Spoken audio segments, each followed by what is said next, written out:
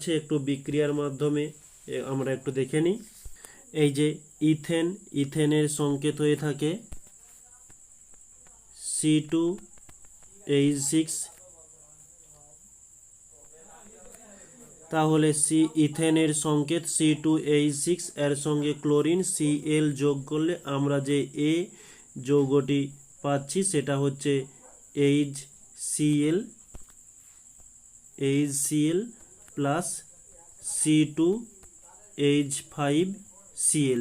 এই C2H5Cl এর সঙ্গে অ্যালকোহলীয় KOH যোগ করলে আমরা এখানে পেয়ে যাব C2H5OH প্লাস KCl।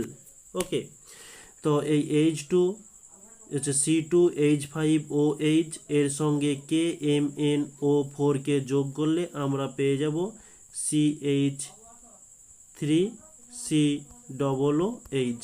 ওকে, পরবর্তী